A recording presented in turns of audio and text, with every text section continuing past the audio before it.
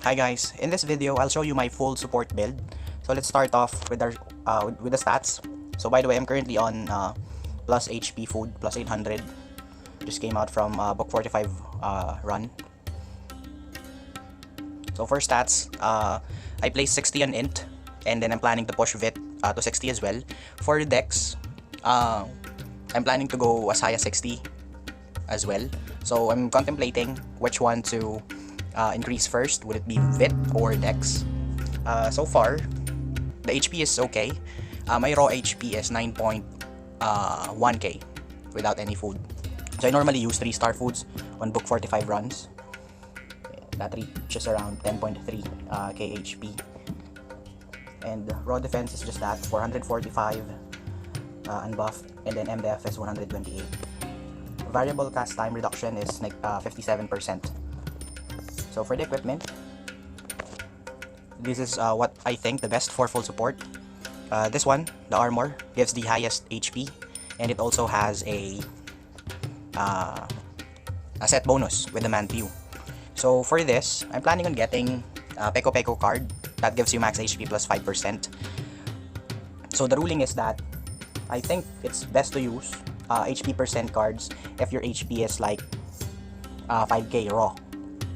So yeah, or at least 4k raw. And my shield, the best shield for full support, gives you high def, high HP, and also increases your healing and healing receive. At plus 6 gets you vit plus 2. So for shoes, vital 3 shoes. So increases healing effectiveness, and I think this one gives the most HP in the level 50 set. Mantiu gives set bonus, 150 HP more and 10% neutral damage reduction. For headgear, I'm still looking for the best one, so for now I'm using this for additional HP and int. So let's go on the cards. So starting off with the headgear, I'm currently using Coco card, don't have enough Zenny yet. For weapon, I'm using cross staff, you can see its effects, and I'm using 2 fabric cards for vit and additional HP. For the Manthew, I haven't seen any card that gives HP yet, and I haven't explored much in the exchange after I had completed the set.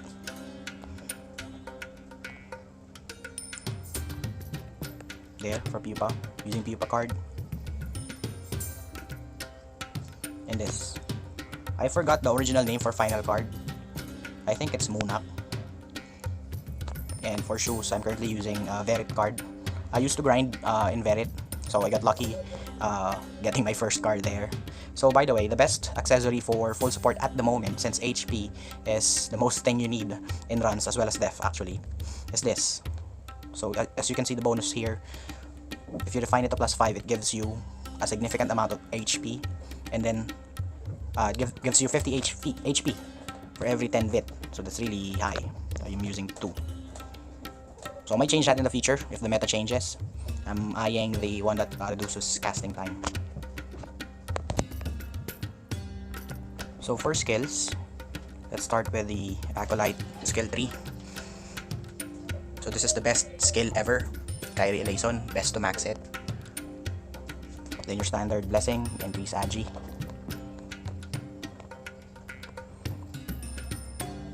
So I opted to get one Magni under the priest skill 3. So I rarely use it, so I think I'm regretting getting this for now. So this is your main heal for the time being, Sanctuary. I opted to max out safety wall because it's really helpful in runs, book, ET or whatever. And then status recovery, that's your main thing. Also max out as Aspercio and your Impo and Gloria. I had to get this because of the Drake in book. There's one strong dark wizard there that's undead. Back then it was really hard to kill, so I really had to grab this one here. So I'm still contemplating on which one to get.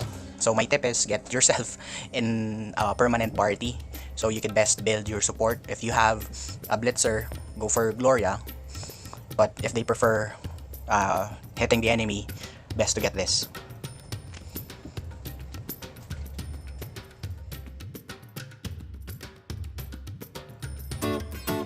Tip number 1 is make yourself aware on how the MVP skills work. Just open the Helheim's Nightmare window. Then on the bottom left, click Target. Here you would see the race, the size, the class, or element rather, of the MVP. If you check the skills, you would see how it works, which ones are unblocked by Kyrie or Safety Wall or even Numa. So you could screen them one by one.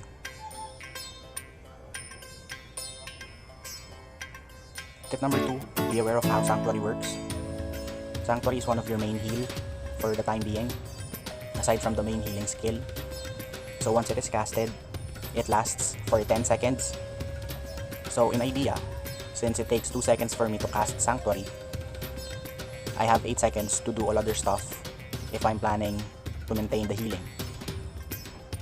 What I would normally do is cast Sanct, then rebuff like Safety Wall, Kyrie, Angelus, heal who needs the healing, then cast Sanct again.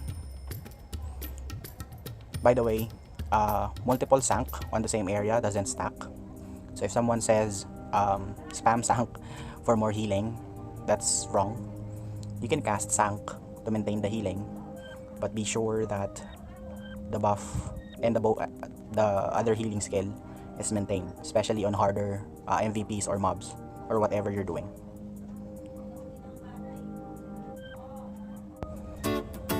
Third tip, be mindful of using the Biru Score Sacred Earth.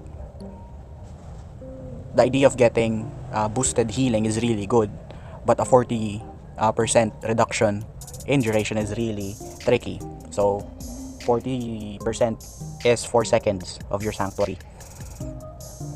So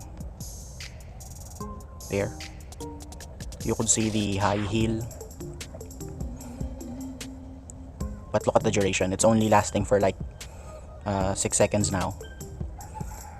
So if you can train yourself to respond within that time frame, good for you. But the hard part is that you may have to frequently cast Sanct, especially if you're resurrecting someone. So let's try an example. So just Sanct, then Resu. My Resu is lasting for like 1.5 seconds. I will not have enough time to rebuff or heal who needs healing. I need to cast Sanct again. The idea of the boosted healing is not always best. I think flexibility is a lot better. So that's it for now. I hope you enjoyed the video. If you have any additional tips and tricks for everyone, please share them down below. Again, thank you so much for watching. See you in the next video. Bye bye.